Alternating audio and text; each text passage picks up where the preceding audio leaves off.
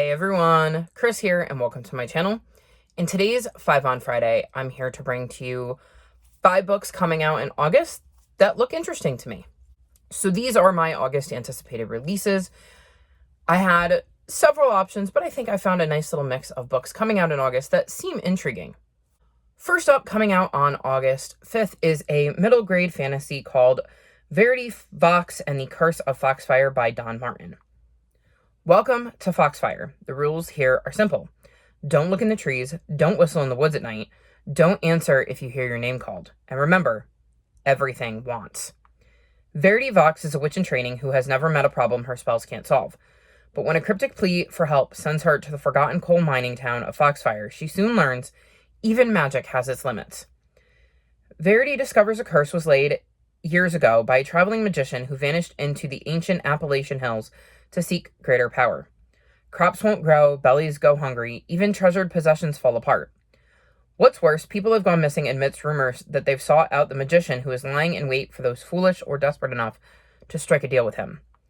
The witch must break the curse, find a missing girl, and solve the mystery of what's really under the mountain before the town falls forever into the clutches of the monster lurking in the hills. This seems like it's going to be a really intriguing middle grade fantasy that has a little bit of mystery, a little bit of maybe some spooky vibes.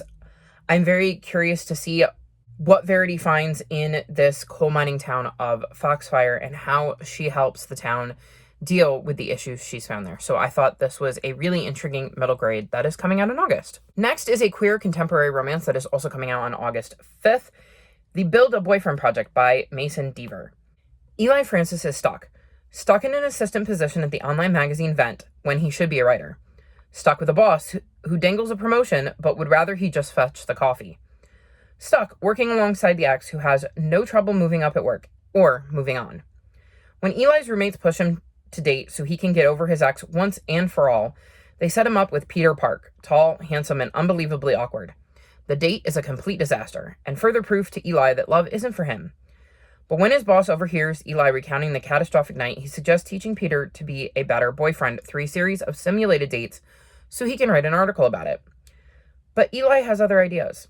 Eli plays along, pretending to write the article while secretly interviewing Peter about growing up queer in the South and coming of age dating-wise in adulthood.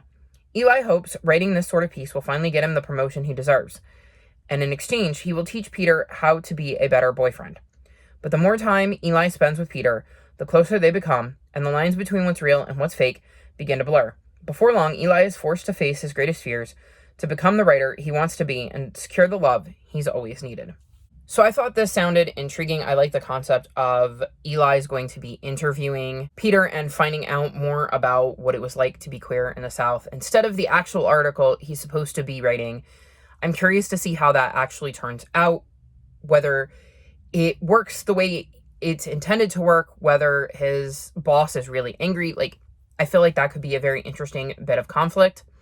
I've also read the book I Wish You All the Best by Mason Deaver and really enjoyed it, so I have high hopes for this one as well. I just found the whole concept very intriguing and would like to see how it plays out, so we'll see if I can get to this one. Next, coming out on August 12th is The Sunflower Boys by Sam Walkman, and this is a queer contemporary. In many ways, 12-year-old Artem's life in Chernihiv, Ukraine is normal. He spends his days helping on his grandfather's sunflower farm, drawing in his sketchbook, a treasured gift from his father who works in America, and swimming in the river with his little brother Yuri. In secret, Artem has begun wrestling with romantic feelings for his best friend, Victor. In a country where love between two boys is unthinkable, Artem has begun to worry that growing up, his life will never be normal. Then, on a February night, Artem and Yuri are woken by explosions. The beginning of a war that will tear their life in two. The invading Russians destroy their home, killing their mother and grandfather, and leaving young Artem and Yuri to fend for themselves. Fleeing in hopes of somehow reuniting with their father, the brothers traverse the country their ancestors once fought and died for, with nothing but their backpacks and each other. Surrounded by death and destruction, Artem is certain of one thing, that whatever may come, he must keep himself and his brother alive. A harrowing and gorgeous tale of love, identity, lost innocence, and survival set in a time of devastating war, The Sunflower Boys is a powerful, heartrending exploration of young queer love, the Ukraine spirit, and a family struggle to survive. a poignant coming-of-age story with the sensitivity and haunting power of what belongs to you and swimming in the dark about a young boy wrestling with his sexuality as war breaks out in modern Ukraine. I feel like this book could be a really hard read, but I do think that it would be worth the heartache and the heartbreak that might go along with reading it. I feel like while we are looking at a war-torn Ukraine and Artem dealing with his sexuality and his feelings, I feel like at the heart of the story is going to be the relationship between Artem and Yuri and the brothers trying to work together to survive and get back to their father. I would like to see how that plays out and how they manage to stay one step ahead of all of the craziness that would be going on around them. So this is a book I will hopefully get to at some point down the line. Then we have an adult mystery that is coming out on August 19th called The Marigold Cottages Murder Collective by Joe Nichols. Mrs. B, the landlady of the Marigold Cottages, is a stubborn idealist who only rents to people she cares about. Sophie, an anxious young playwright with a dark past. Hamilton, an agoraphobe who likes to overshare. Ocean, a queer sculptor raising 2 kids alone. The perfectionist Lillian, and Nicholas, a finance bro who's hiding secrets. The tenants live contentedly in their dollhouse bungalows in Santa Barbara, just minutes from the beach.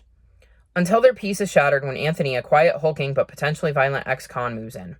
3 weeks later, a dead body is discovered on the streets of the peaceful neighborhood. Anthony is arrested, and the tenants heave sighs of relief. Until Mrs. B, convinced that he's innocent, marches down to the police station and confesses to the crime herself. The tenants band together and form the Marigold Cottages Murder Collective to save their beloved landlady. As clues are unearthed and secrets are revealed, the community of misfits only grows more tight-knit until a second body is found. Full of eccentricity, humor, community, the Marigold Cottages Murder Collective will keep you hooked till the last page. I think this sounds really fun. You're going to have this group of individuals who are probably all very different, trying to work together to solve this mystery and realizing that whatever they thought happened isn't actually what happened. I feel like it could be very intriguing trying to put the pieces together and might have a bit of humor with these very different characters. So I feel like this could be a really fun and intriguing mystery to check out. And then lastly, coming out on August 26th is a historical fiction, The Secret Book Society by Madeline Martin. A captivating new historical novel from Madeline Martin set in Victorian London about a forbidden book club, dangerous secrets, and the women who dare to break free. You are cordially invited to the Secret Book Society. London, 1895. Trapped by oppressive marriages and societal expectations, 3 women receive a mysterious invitation to an afternoon tea at the home of the reclusive Lady Duxbury.